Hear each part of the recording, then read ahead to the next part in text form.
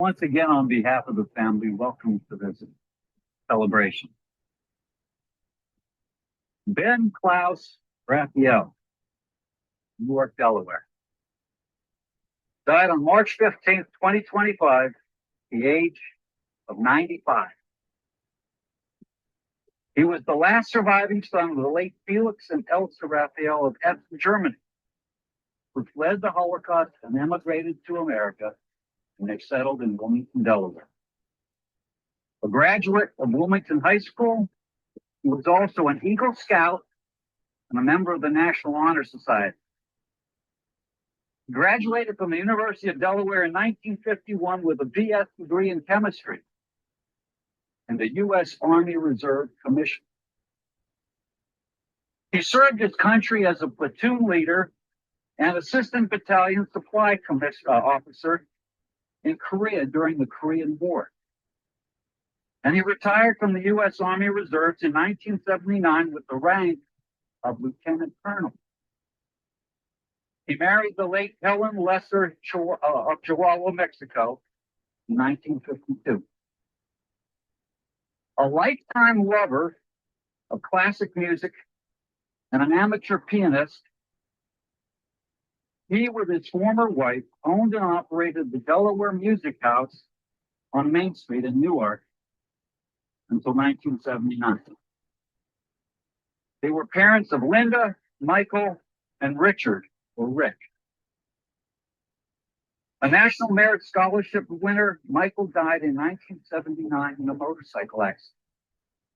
In 1982, after being divorced, Ben found Telecommunications Incorporated, a telecommunications and commercial sound business, serving many customers in the tri-state area.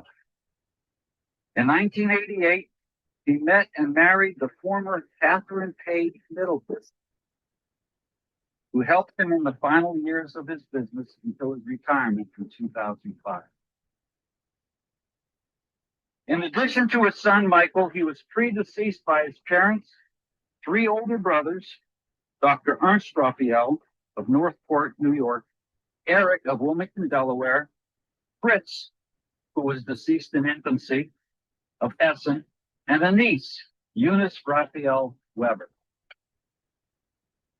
During his middle age, Ben was a fairly active athlete, riding his bicycle on long trips, cruising the Chesapeake in a small sailboat, and learning to ski after age 50. He was a very enthusiastic member of the Kirkwood Fitness Club and the YMCA.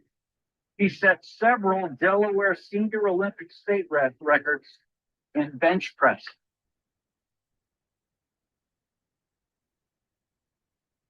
He loved the family Cocker Spaniel and could often be seen with Nicky, his black and white male Cocker companion. He and Kathy were invited back to Essen, Germany in 2002 as a gesture of apology for the persecution and murder of Essen's Jews during the Hitler era. Ben spoke at a German high school class about his neighborhood during the pre-Holocaust years.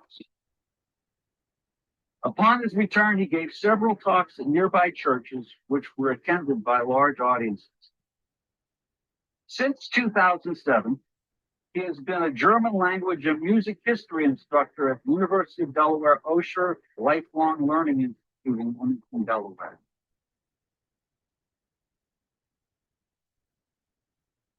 In April of 2013, he was the soloist with the Lifelong Learning Orchestra, playing a Beethoven piano concerto movement. A year later, he became the Institute's council chair, and 2 weeks later played two Mendelssohn concerto movements with the orchestra. He was a member of the Korean War Veterans Association, serving as the Delaware State Commander in 2002.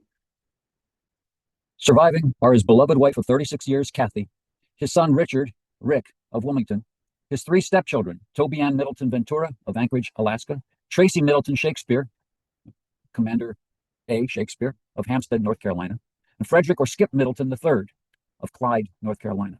7 grandchildren and step-grandchildren, Brianna Raphael, Christopher Ventura, Carissa Watts, Commander Nathan Shakespeare, Rebecca Shakespeare, Franklin Shakespeare, and Connor Middleton, three nephews, Ronald Raphael of Washington, D.C., Earl Raphael of Mobile, Alabama, Edgar Raphael of Boca Raton, Florida, and a niece, Evelyn Feltoon of Austin, Texas. Three great-granddaughters, two great-nephews, two great-nieces, six great-great-nephews, and especially his wife's beloved godchild, Hannah Fry Hen, and her two children, Clara and Frederick.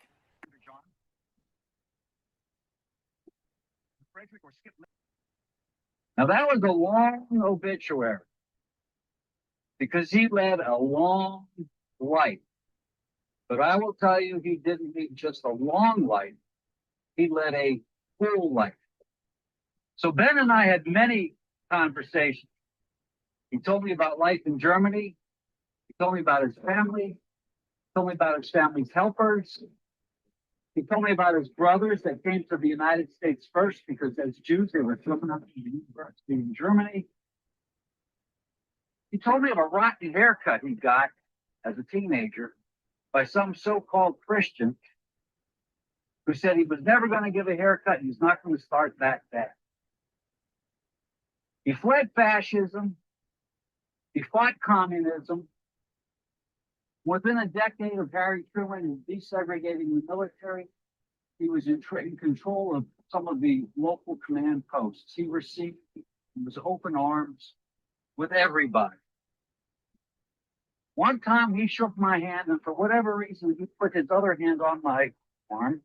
So I returned the situation. And I felt this rock.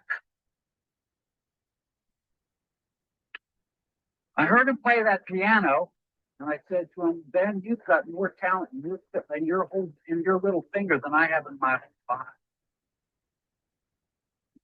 We talked about all kinds of things, but the one topic that we kept coming back to was Bible. He always had Bible questions. And the most pervasive one, the most common one was life after death. What was going to happen when somebody dies? On one particular occasion, he asked about babies. What happens when babies die? And that launched a very specific conversation that he and I rehearsed 2 days before he died. I say rehearsed because he was non-responsive, but I gave it to him blow by blow. He said, well, where do babies go when they die?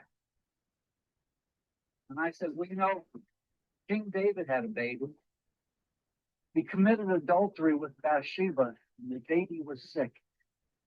And David fasted and prayed and fasted and prayed, but then the baby died. And he wanted to console Bathsheba, and he said to Bathsheba, he cannot come to me, but I will go to him. And so that begs the question, what does that mean? Or we're just going to both be in the grave? What does that mean, life after death? Well, David wrote the 23rd Psalm, and he answered that question. He said, I will dwell in the house of the Lord forever. What does that mean? Solomon answered that question. He said, the body returns to the dust, but the soul and spirit go to God who gave it. Well, what does that mean? Are we just going to hang around and play harps or sing psalms or do whatever? Job answered that question. Job said, when I die, I will see my Redeemer. I will see him with my own eyes. My eyes and none other. He said, my heart yearns within me. There's a verse in Daniel that bothered Ben. And it's a very specific verse, so I'm going to just read it. But at that time, your people, the Jewish people, shall be delivered. Everyone whose name shall be written in the book. And many of those who sleep in the dust of the earth shall awake, some to an everlasting life, and some to shame and everlasting contempt. So that leads to the question, which way do people go? Everlasting life or contempt?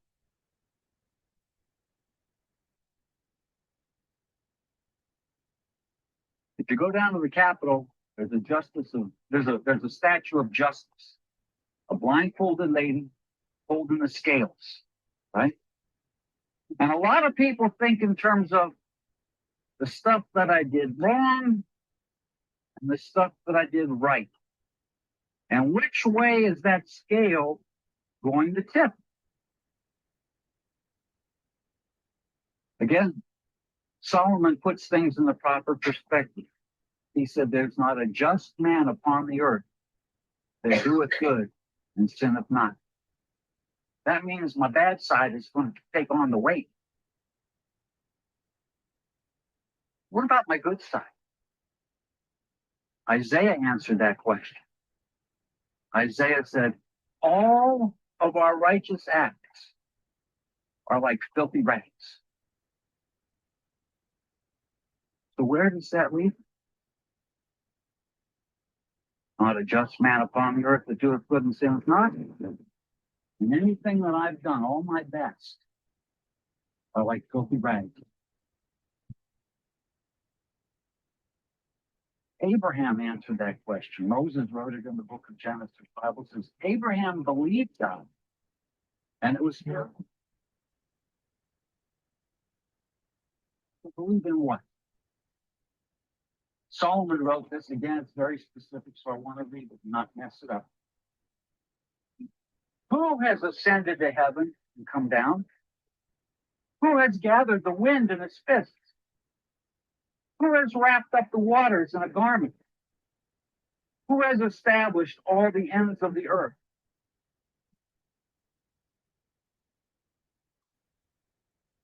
Surely you know.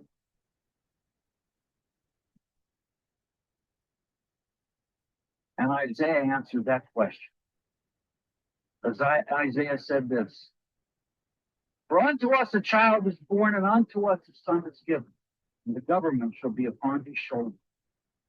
And his name shall be called Wonderful Counselor, Mighty God, Everlasting Father, Prince of Peace. Now I'm going to quit there for the sake of time, but I will say this. If you've got the same kinds of questions that Ben had, I'll be around and we can talk. But I want to close with a Jewish prayer. It's called the Kaddish. And a lot of people are mistaken when they think, oh, we're praying to the dead. That's not what it's about at all. The Kaddish is a praise for life. Blessed are you, Lord our God, King of the universe. Glorified and sanctified be God's great name throughout the world, which he has created according to his will. May he establish his kingdom in our lifetime and during our days and within the life of the entire house of Israel, speedily and soon. May his great name be blessed forever and to all eternity. Blessed and praised, glorified and exalted, extolled and honored, adored and lauded be the name of the Holy One. Blessed is he beyond all the blessings and hymns, praises and consolations that are ever spoken in the world. May there be abundant peace from heaven and life for us and for all Israel. He who creates peace in his celestial heights, may he create peace for us and for all Israel. And as Aaron would say, the Lord bless you and keep you. The Lord make his face shine on you and be gracious to you. The Lord turn his face toward you and give you peace. Now I'll return things to Drew.